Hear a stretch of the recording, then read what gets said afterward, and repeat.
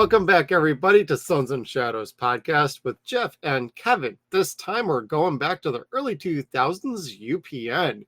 We're going to talk Michael Landis, Alexondra Lee. We have Special Unit 2. I am pretty sure Kevin has never seen this bad boy before because it is very obscure, but I'm a big fan of this one from back in the day. I even wrote reviews online for it for a couple of different websites at the time before I stopped doing that for a while. And I have a special sweet spot for this show. Kevin, you saw the first few episodes. What did you think? Golly, that took me off guard. I wasn't sure what this was going to be. I really didn't. And I wasn't sure what to make of it at first. I guess to make long story short, I really enjoyed it. I had fun with it. Good. So we'll just get that out of the way first. This was really strange. I figured we were just watching another cop show, as we do. I know I should have been on the lookout for the supernatural twist because that is our wheelhouse. Yep. But for whatever reason, I wasn't really looking for it. And that first pilot episode in the first 5 minutes kind of threw me there for a second.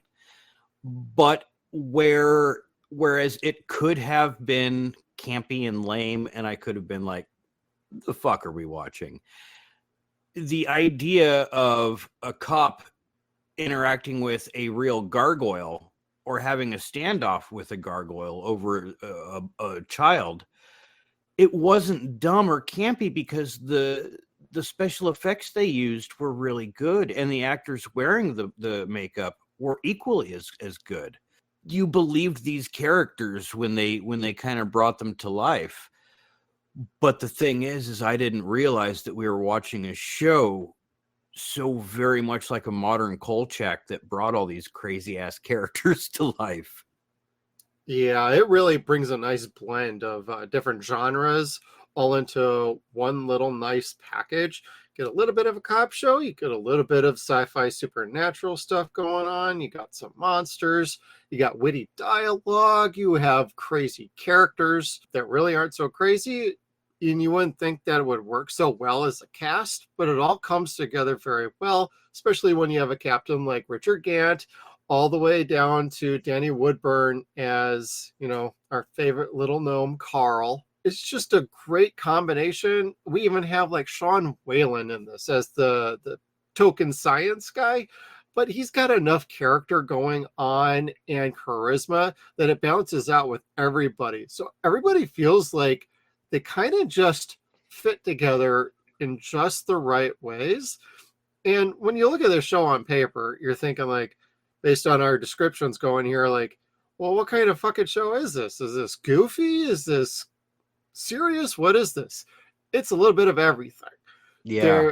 When I talk about the witty dialogue, it's got that sarcastic, dry sense of humor through it so much. Bet you never thought you'd actually be glad to see me. It's me she's smiling at. That I can't help but laugh like almost half the episode because it's such rapid fire and so well written that when Michael is playing off of Danny Woodburn, you got Nick and Carl, you got Nick and Sean with the captain, Sean with Alexondra. It all flows so well with the... Let's go monsters out there. So do you just have useless, smart-ass things to say this morning, or do you have any idea how to catch these things? How about one from column A and one from column B? I know I just mentioned the chemistry, but the dialogue then also accentuates it even further, and I really think that brings a really good depth to the show during these first 6 episodes. Because they only did 6 episodes to start with, it did well enough as a mid-season replacement that it earned itself a second season and 13 more episodes. After that, unfortunately, it was canceled, of course, due to quote-unquote low ratings, but they had changed enough with the show. This was originally shot in Los Angeles, and then it ended up getting moved to Vancouver. Of course, that means the change in the sets. That means a little bit of a different feel. It gets a little more polished, a little more of a budget. So things kind of feel a little different once you get to second season, like it's evolving. And we'll get into that because that's going to be a separate episode. I really feel like these 6 episodes are a nice, sweet spot for getting you into this world and these characters. And I think these 6 episodes are on par with just about any other show. There's no overall story. You can literally jump in anywhere. The only episode to recommend that you do watch is The Brothers, the pilot episode. Watch that first because that is the introduction to everything else.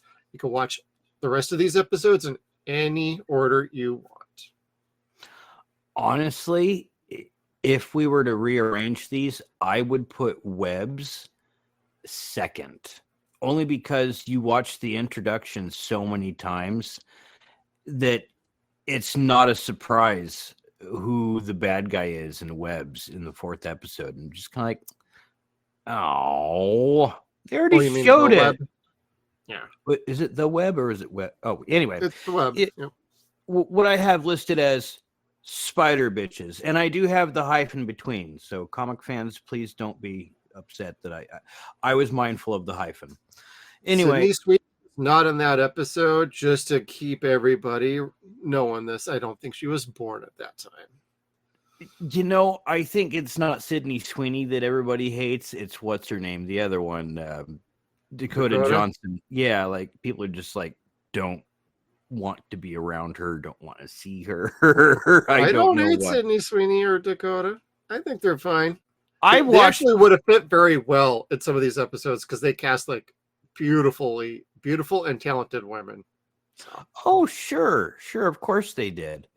But like I said the other night, I was watching it. It was on Master Pancake where I told you that my son wanting to talk to you was all proud of John Erler saying, "Oh, that's my Uncle Jeff." Like, yeah, thanks for watching our show, buddy.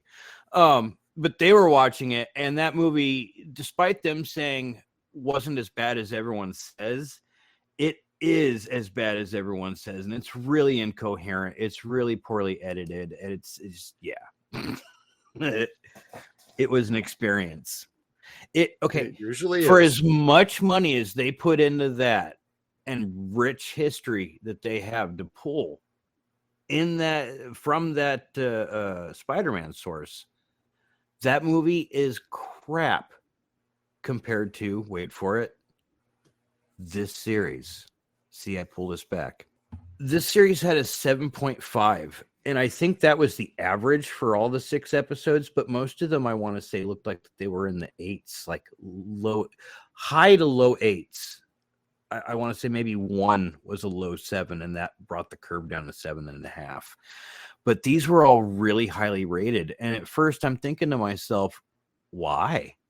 Because it's a silly show it's basically Men in Black in Chicago, but with monsters. And that's okay. Yep. It's perfectly okay. Once you realize that's what you're watching, and if you can get past that, if you're not too snooty to watch that, you're going to have a good time watching this. But I didn't expect it to be as good as everyone was giving it to be. But as we've been learning the last few weeks between Ghostbusters and Madam Web, well, no, Madam Web. No, I guess they really did say Madam Web was pretty good, didn't they? The critics said Madam Web was really good. They said Ghostbusters was trite. Neither of which turned out to be true.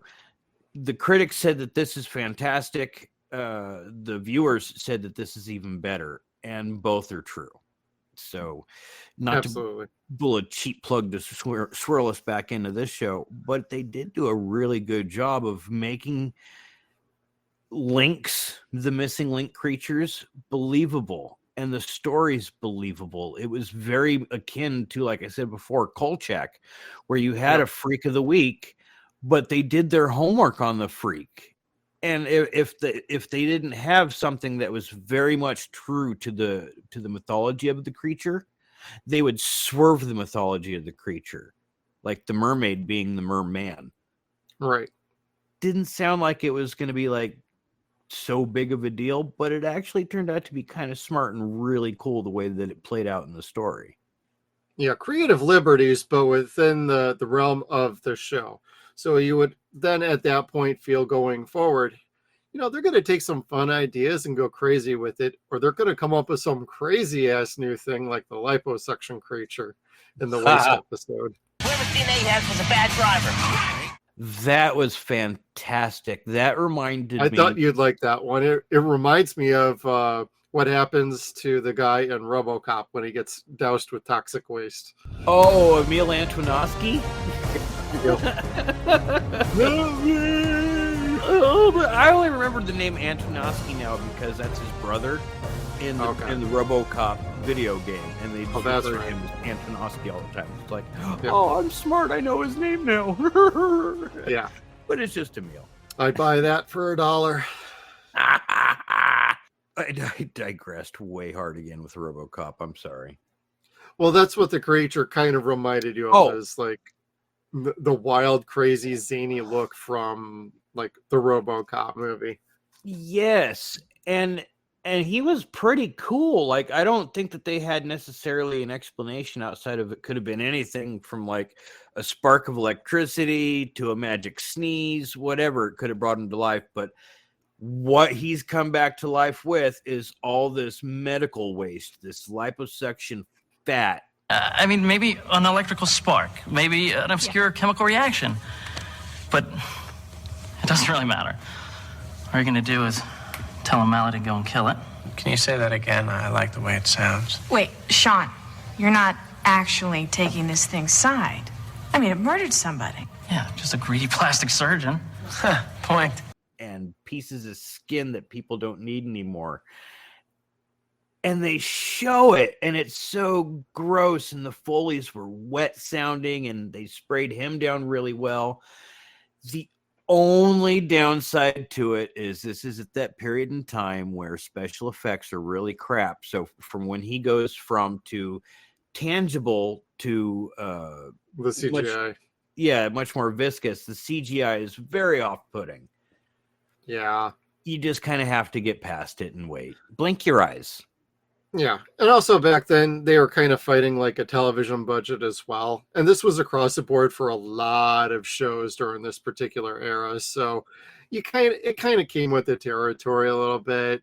So, I mean, if it's just what you had to deal with visual effects in the daylight more than anything. Because any of like the nighttime scenes or anything that was accentuated by like clouds of like smoke or whatever, they were able to hide enough to make it look okay. So it wasn't like that, but you know, considering the budget they had to work with for 6 episodes and what was going on, I think they ended up doing all right. But even I will agree, like CGI at times is a bit dated and it can be a bit distracting. However, you're having so much fun already, you can kind of forgive it at that point. Yeah, and really, I mean, and to your point with the night effects or the fog, regardless, whatever, the practical effects are really top notch. Like they are to be commended, and that's where part of the fun of the show is the monsters' practical effects and the willingness to kill them just without even knowing what they are. The characters, the human characters, are here to kill them. Yep, because there's a fun little clip I have I might throw in here. Is like even Sean Whalen's character, Sean, which is really funny. They actually get to call him Sean. He basically says, I know we're not really an extermination service, but you kind of are. So it's really funny when they are talking about like, hey, we got to wrangle these creatures up or we got to kill them or whatever. Yet one of the best funny running gags through this first season is the little creature that's grabbing everybody's lunches, trash, food, the little tentacle that comes from the wall. And it's basically talked about in the first episode of, yeah, we didn't know how to kill it, so we keep it around. Yeah, like it just kind of hangs out. Yep. And it's cool. Like there's so many shows that kind of had like the drunk in the jail cell that just kind of hung out there. Yeah. It felt like a throwback to that. Yeah, in a way it really was kind of like that. Or the twins from Men in Black. That's just where they live and they they work there. It was cool. And then they started giving him more of a personality, especially with Carl. You know. Oh yeah, they had like this bickering little fight thing going on. Carl would always poke and prod at him or try and cheat at cards. Yes. And the tentacles got 2 tentacles at this point, so so it's cheating as well. And it's like, oh god damn it, this is good stuff. Yeah. And I was trying to explain it to my wife, and Brandy doesn't like sci-fi type stuff. She doesn't like fantasy. She can do horror to a point, but not much. And so I'm trying to explain to her that they have an informant on the department that's a gnome. And the gnome is on everyone's shit list half the time because they're having to bail him out from all these larceny crimes. And she goes, "What do you mean?" I'm like, "Well, he's getting caught for like grand theft all the time, or, an actual armed robbery." And it clicked in her head. She's like, "Oh shit, because gnomes are thieves." I'm like, "Right? Racist motherfuckers." And then she was wanting to yell at me for calling the show.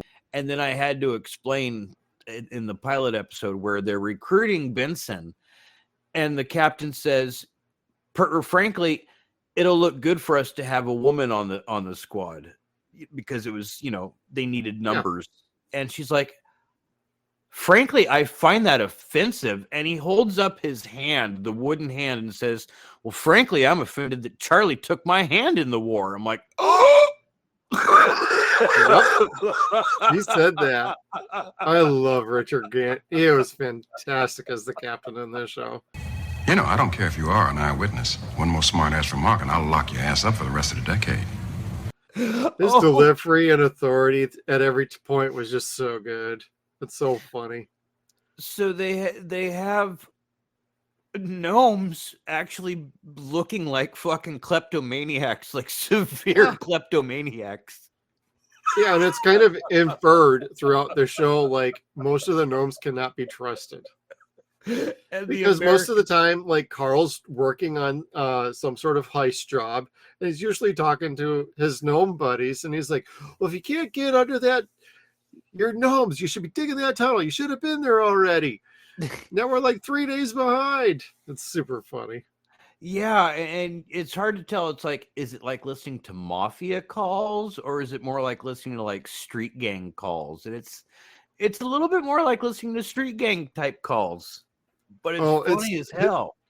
His scenes where he's on the phone just have me in stitches like every time, because he's trying to either like help figure out what he needs to help with around the department, and then he's like talking to like a girlfriend about dinner, and then he's on the next phone call talking about like, the heist that they've been planning, and then it's like right back to, okay, I have to actually try and help out around here. So he gets back to asking for help, or like, "Have you seen the Herkimer?" "Oh, you have." It's super. "Listen, I need your help. There's a bunch of lycanthropes hunting the city lately, and I need to know where they're going to be tonight." "Well, forget it then. What good are you?" "Hi, is Tiffany there?" "No?"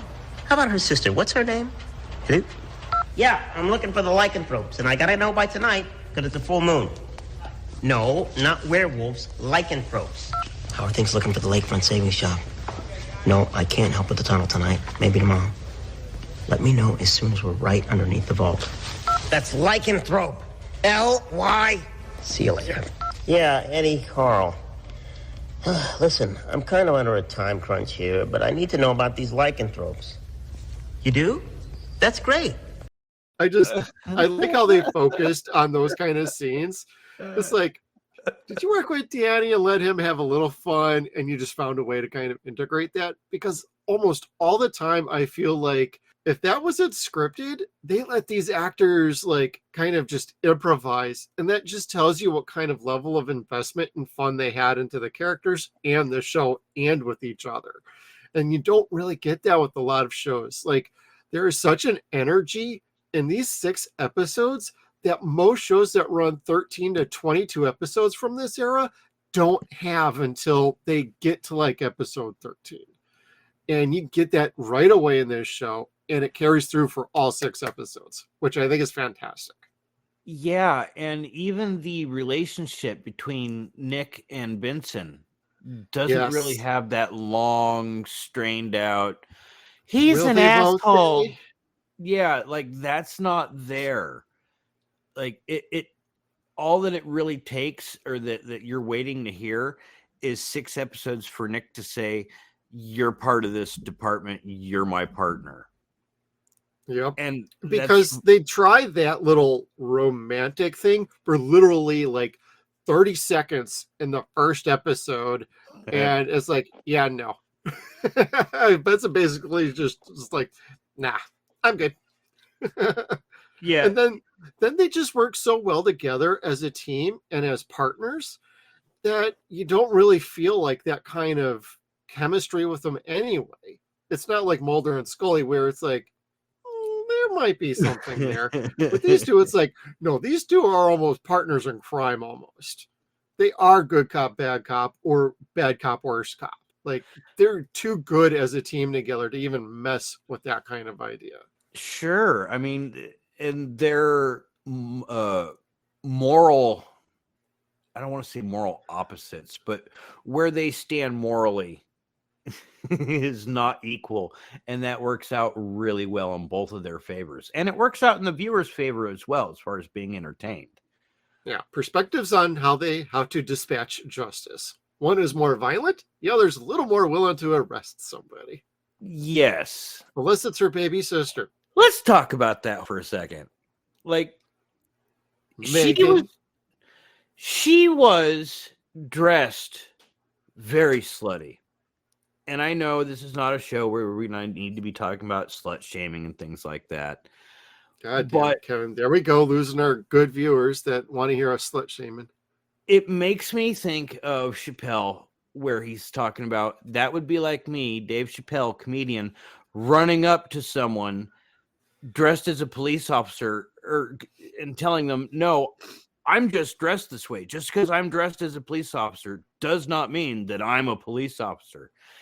So he says, you know, you see a woman dressed like, say, Megan would be on the show, and just because she is dressed that way does not make her a whore or a loose person or anything like that. And that's true. But just because I'm going to fuck it up again. Tatas were up to her neck. That was fantastic. That was a clever neckline, Megan. Yeah, and the skirt was up to her butt cheeks. Also very nice. Thank you, Benson, for sharing that with your sister, by the way.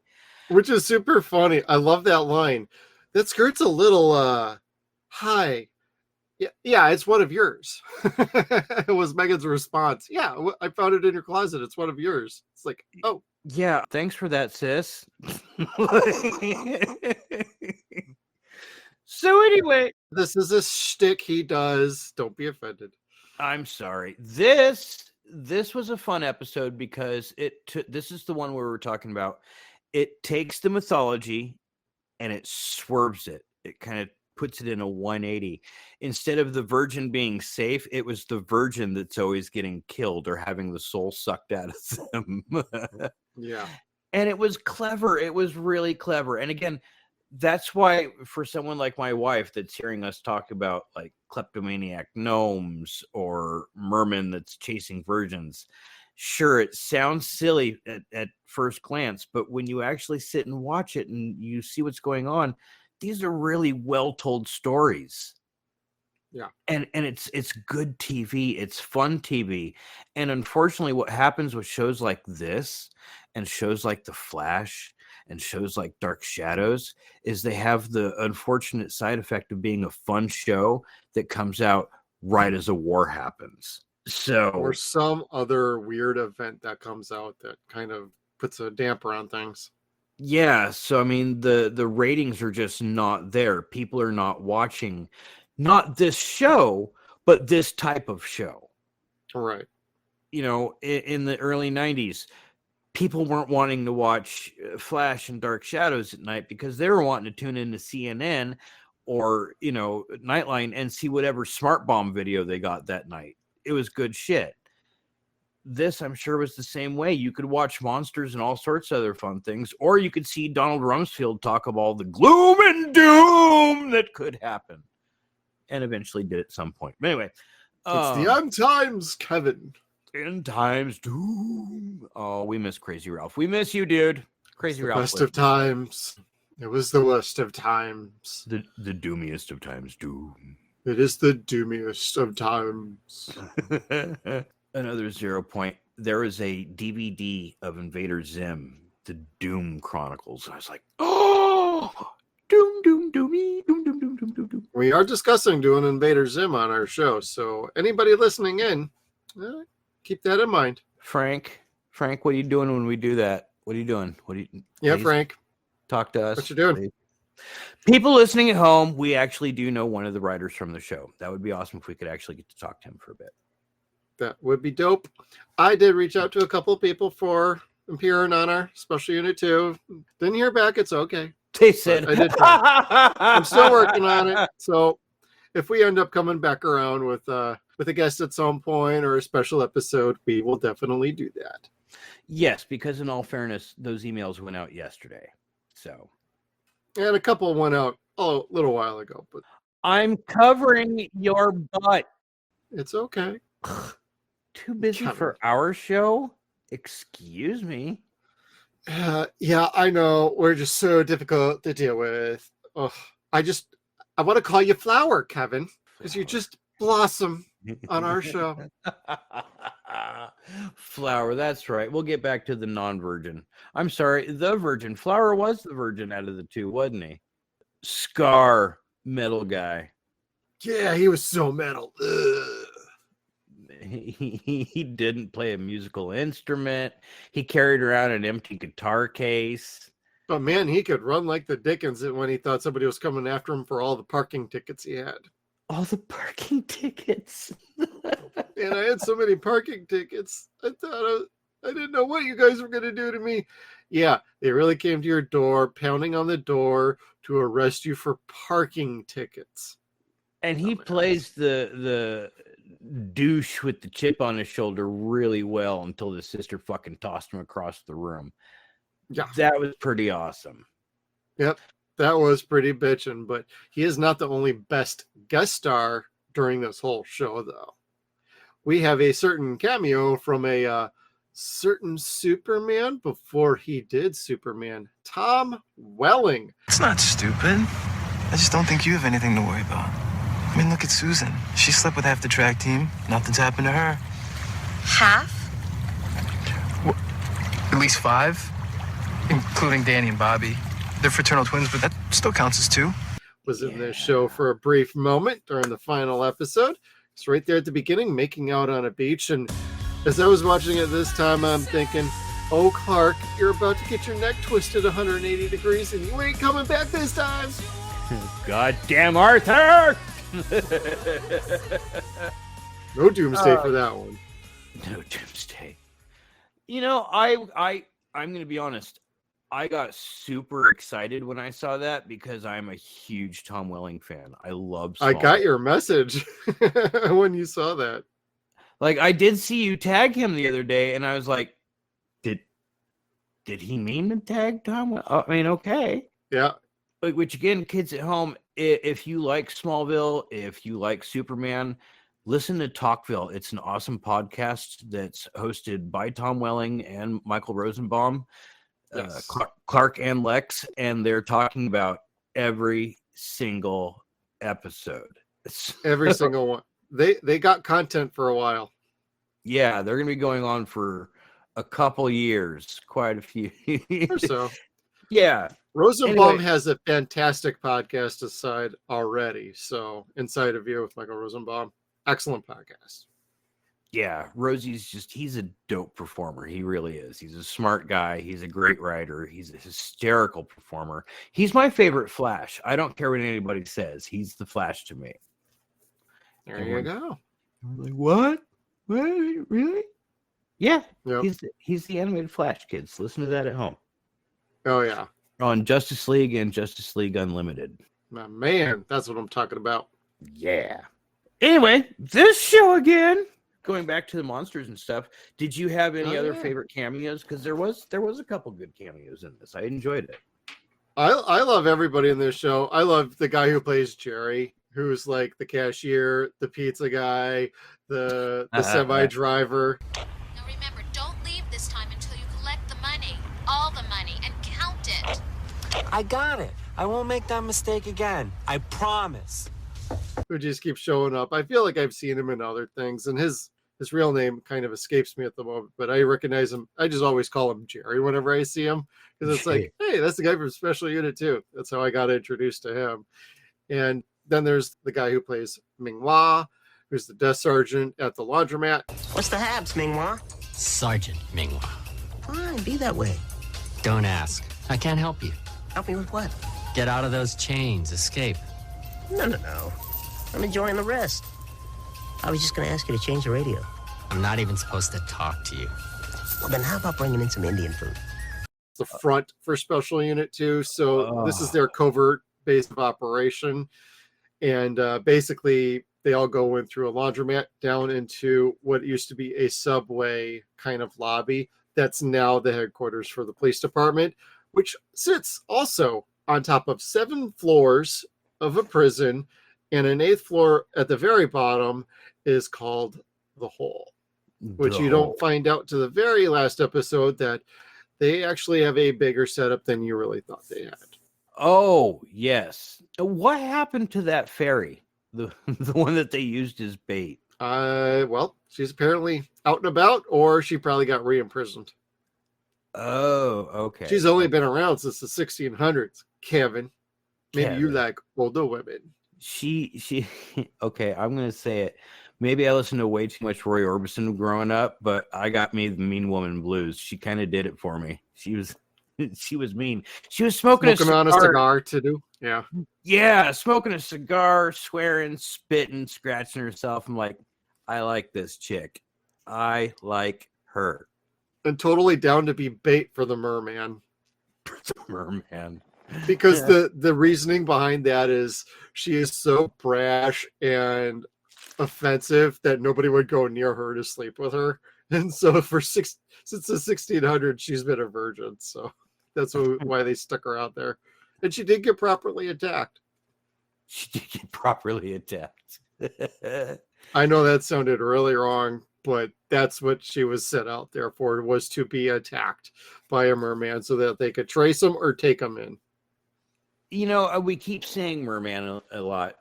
We haven't said the fact that a lot of the monsters in this show and a lot of the feel kind of reminds me of Cabin in the Woods.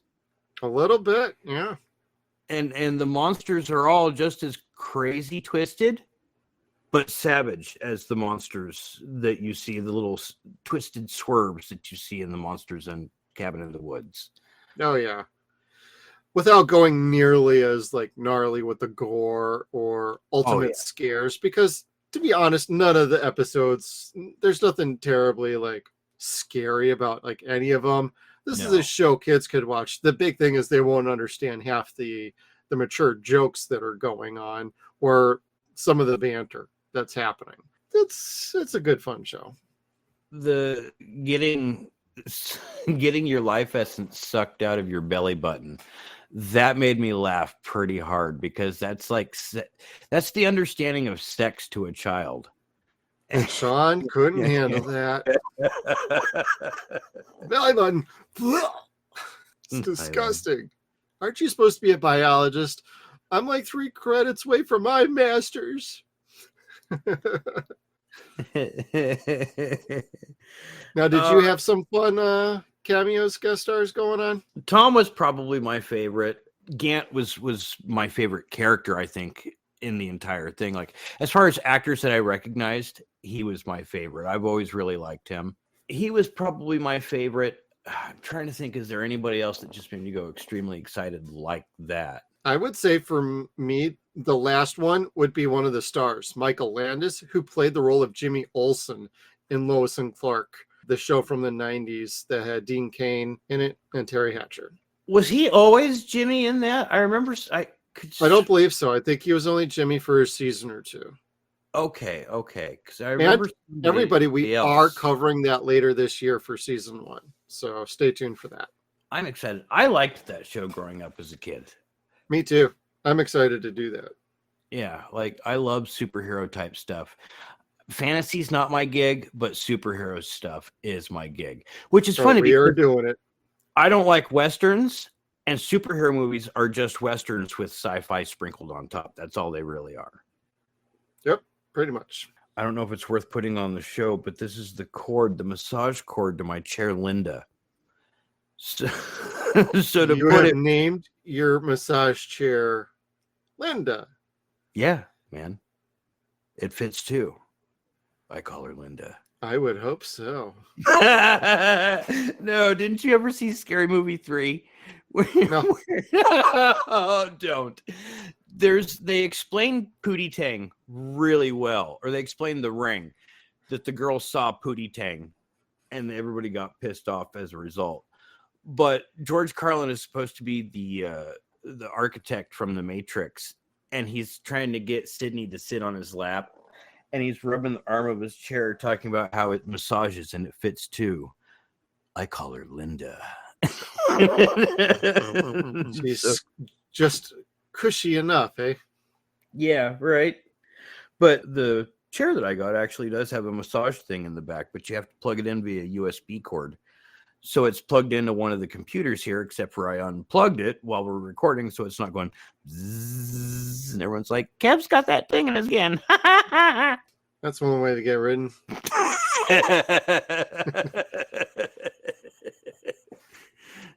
Shit. Well, okay. Now I got to pull back from that, Kevin. Ming-Hua, that was my favorite cameo in this. Yeah. And it is because he is in my favorite comedy of all time. And it's I'm sorry, kids, it's not Clue, it's not Blazing Saddles, it's Bubble Boy. Bubble Boy, God help me, is the funniest shit I've ever fucking seen.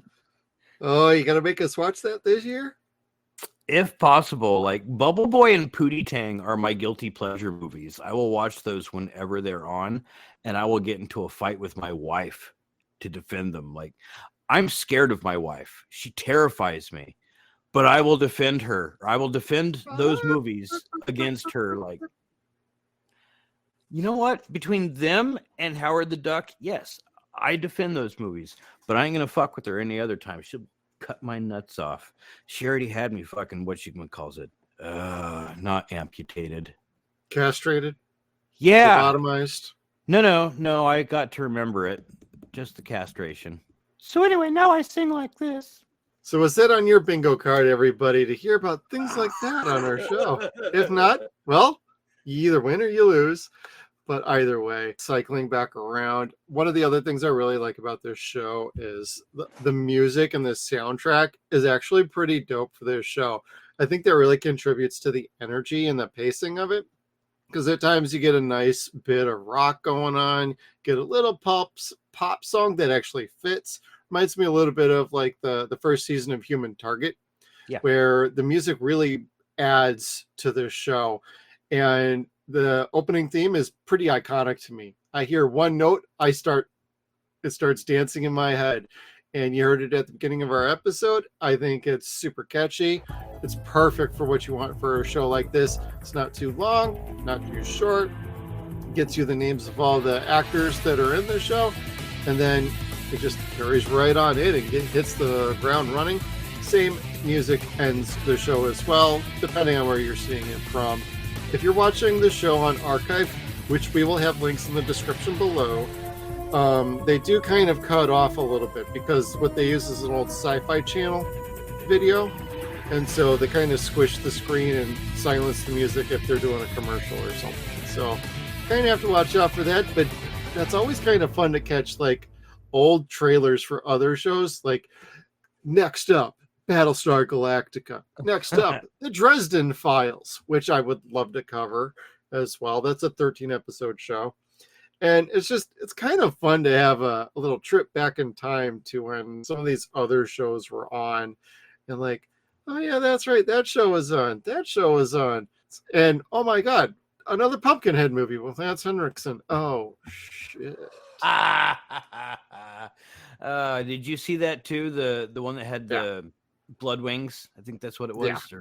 I mean, I have the DVD set, but I did watch some of these on Archive just to kind of like get clips that I am inserting throughout the episode. And it's like, yeah, that's pretty interesting. I don't remember liking that Pumpkinhead movie, but it kind of fit with this TV show because on Sci-Fi Channel, this was like a great show for Sci-Fi Channel, even though it originally aired on UPN. But they got the rights and they put it on there, and I think it fit very well because it played right into a lot of their monster movies that they were doing at the time. Oh, did this not make the final cut because it was a UPN thing and CW or UPN became CW?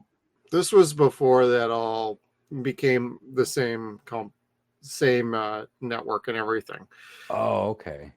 Yeah, but this was a mid-season replacement. I forget what show it was replacing, but this did very well for 6 episodes. It got renewed for 13 more. And when it came back for 13 more, there was enough changes that I think a few people were not terribly happy about that. As far as hardcore fans, I was still down for it. Sean leaves the show, or he got let go from the show. It's really hard to kind of gauge what happened, and it's unfortunate. I think he was a great character. He was awesome during this first season. His replacement, he's fine.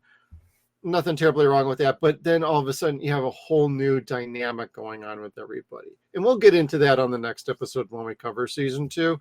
When they came back around for season 2, I liked the headquarters they had this particular season. I love that idea of the old subway. But the building that they shot this in was demolished. So they couldn't even try and finagle that one more time. And that was too bad. But moving to Vancouver made things less expensive, and that they could do a little bit more up in Vancouver. Was some of this filmed at Universal Studios? I don't think so. This was a Paramount production. Okay. So it might have been on the Paramount lot if they did any on the Paramount lot. I don't remember what episode it was, but it looks like it had the Hill Valley courthouse. They might have used a little bit of that because Universal's let other production companies shoot on their lot, so I wouldn't be surprised. Yeah, you're right. I can't think. I don't know. It's not Sunday night, and that's going to be a 0 point. Yep. Kevin, you got a favorite episode, or did you like all of them? Mummy was probably my favorite. Not Mummy, the Raps. Yeah, the Raps was probably my favorite because not so much that they tried to do the Mummy 3 better than the Mummy 3 did it years before. They did do better than the Mummy 3. Mm-hmm. But there's one scene where he goes to do some ninja move and jump away from the cops that are approaching him, and the Mummy jumps in the air and kicks a door jamb and pushes himself sideways out the door. Like that, you couldn't have like a cartoon. You couldn't have just sidestepped out the side of that door and not taken that extra second to jump up in the air. Like, he's showy.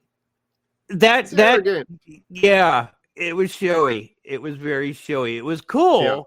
Would I try it? Sure, when my kids aren't around, because I don't want my kids to fuck themselves up or fuck up the door jamb. Or you send yourself to a hospital.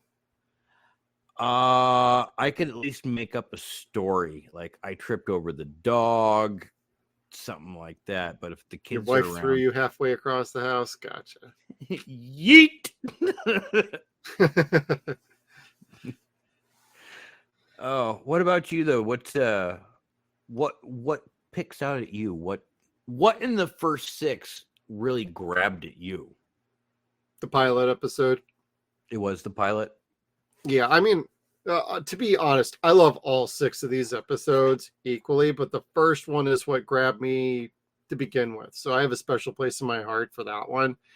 And it's just getting into that music, getting into like Alexondra just being a police officer, and then she slowly comes around to Special Unit 2, joins them, and ending with like the disciplinary board just being completely like, you're getting promoted? What the fuck? Can somebody verify this? And she's just sitting there, she's just standing there smirking like, yeah, that's right. My hard work and my yeah, I'm out of here, bitches. I'm going off to do some real work. You know, regarding that, that's something that at least in the first 6 episodes that they kind of trail away from. where she sees things that other people can't. She doesn't really have that ability going forward, but she does have the ability to see all the horrible shit in the city that everyone else doesn't notice. Yeah, but I think ultimately that was supposed to show that she doesn't fit in with the regular police. Yeah. And that you can't like keep hiding like the monsters and like the evidence of like all these other creatures from her. So she's a better fit for like Special Unit 2. That's why they brought her on. Now she fits right in with them because now she's fully aware and now she's more fitting with that particular unit. Yeah. And then instead of like standing out amongst them, then it'd be like, well, what the hell kind of show is this? You making her like a superhero? What are you doing? Well, I mean, yeah, and I guess in a roundabout way that would sully it.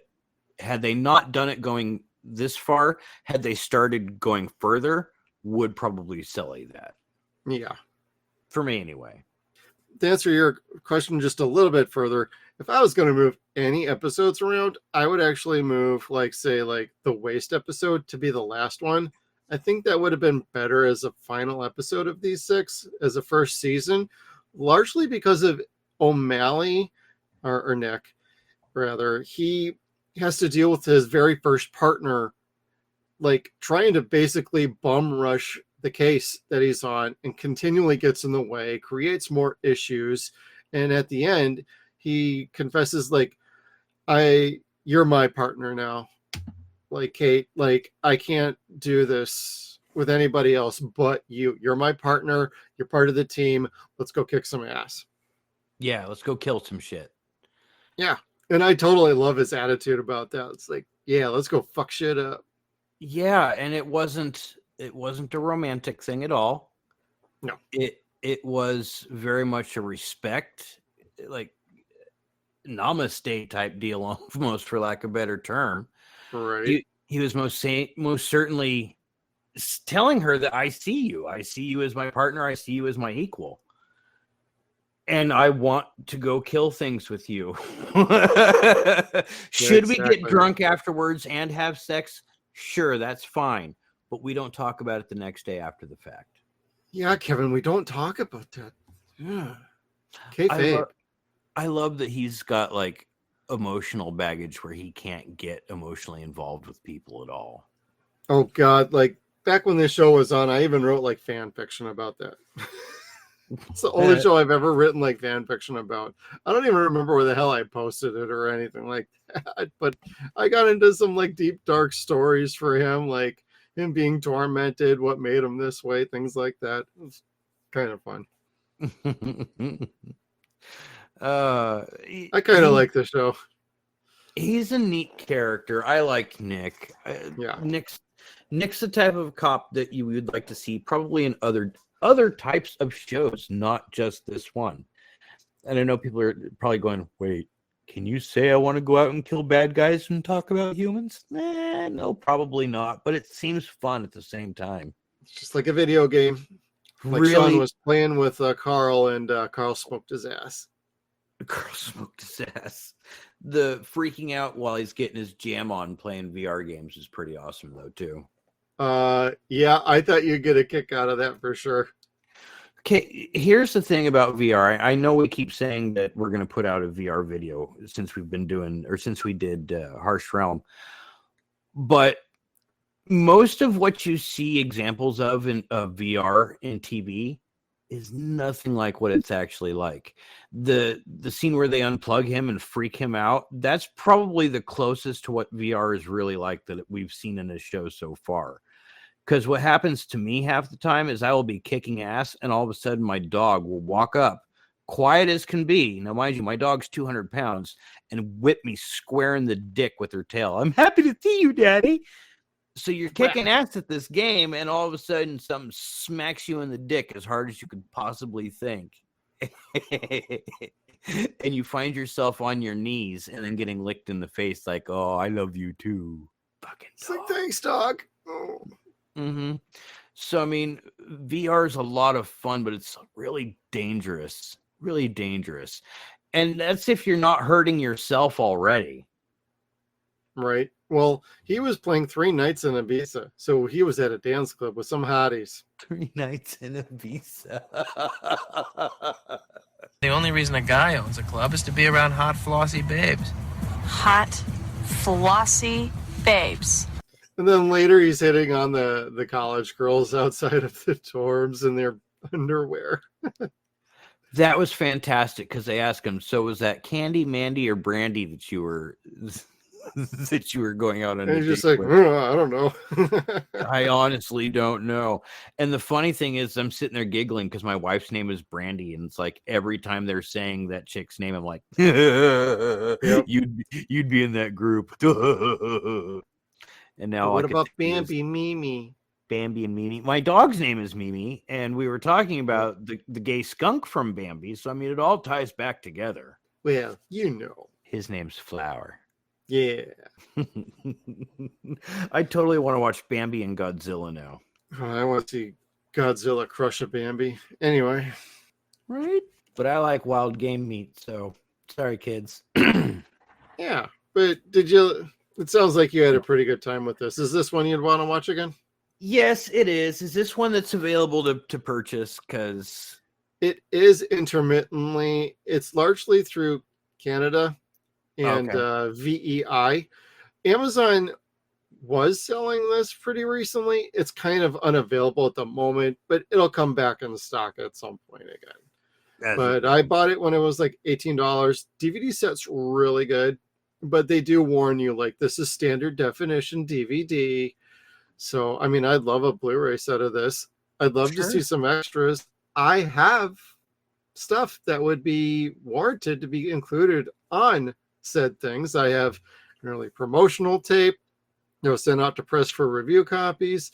I have some art I was provided. I have a prop from season 2 I was provided at various times. I got things that could be included, and that'd be really fun to have. So Paramount Plus, call us. Yep. And call Evan and make sure you pay him because this was his show. Evan Katz.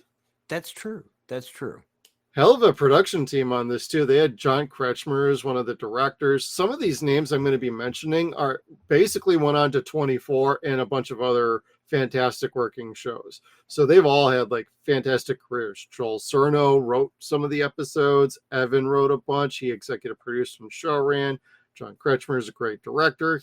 I could go down the list, and they're all extremely talented. They all came together for this show, and I think it really showed.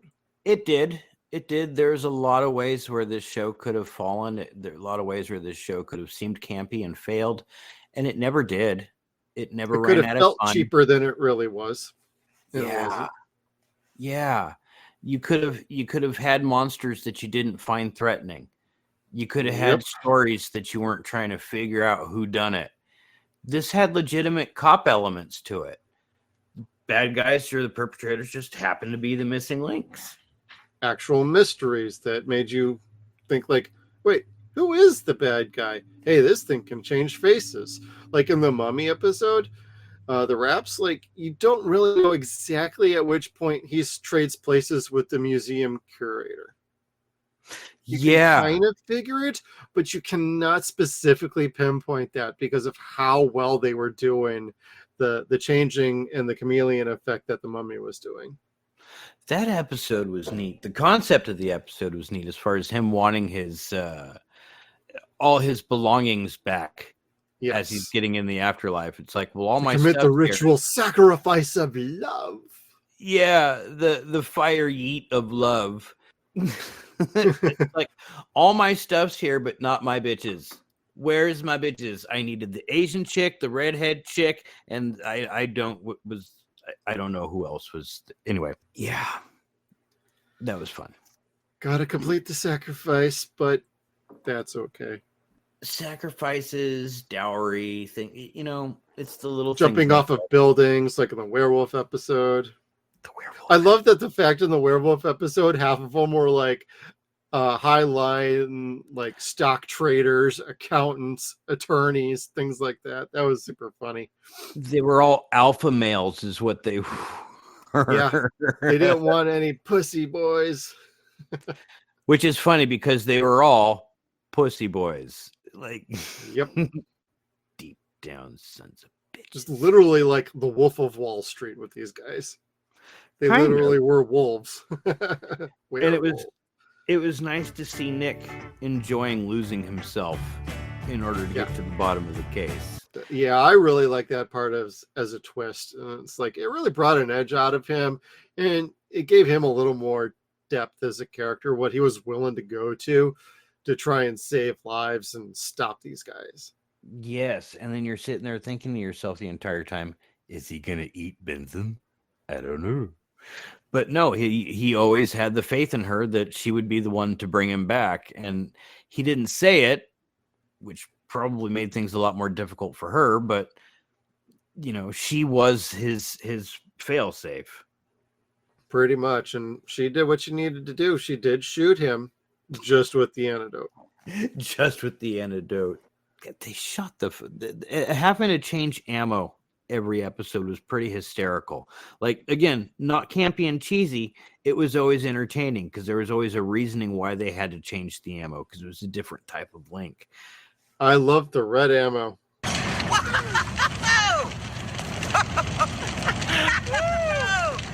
ammo kicks ass. What are you two so happy about? What? We just saved some guy's life, killed some vicious murdering links, and blew up something big. I'd call that a pretty good night. The red ammo, and then whatever it was that dissolved the fat cells, they kept shooting the waste monster. Oh yeah, we got to get out the bazooka for that one. Ah, I love that thing. It looked like something from the Super Nintendo. It was great.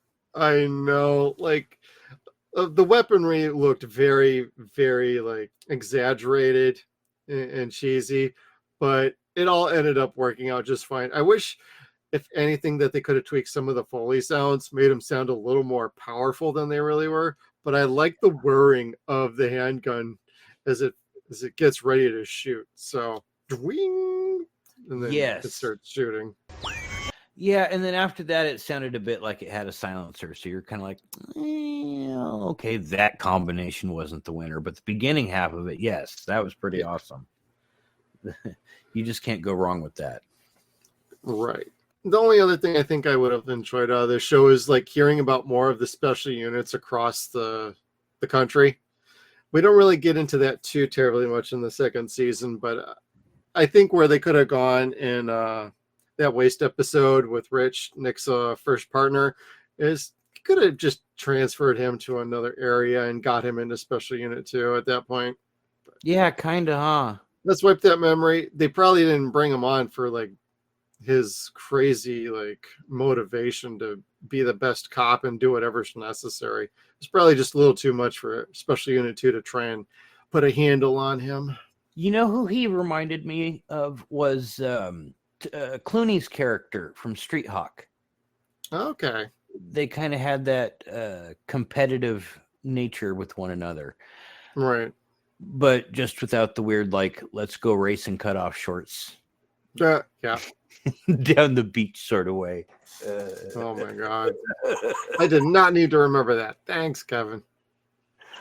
Well, at least this had better music to it, like you said. Speaking of which, did the music, like the actual songs, did that ever become an issue with keeping it printed as far as being on DVD? As far as I know, I think that might have led to why it took so long to get out on DVD. But like, it's available online to watch, and it's got the original music there, and it's got the original music on the set, and that's largely from Canada. So I don't know if the Canadian music rights were a little bit different or not, but you know, the set from Canada plays just fine on any player. Like, it's all like North American release, so it'll work on anybody's DVD player, Blu-ray, PlayStation, whatever. God bless Canada.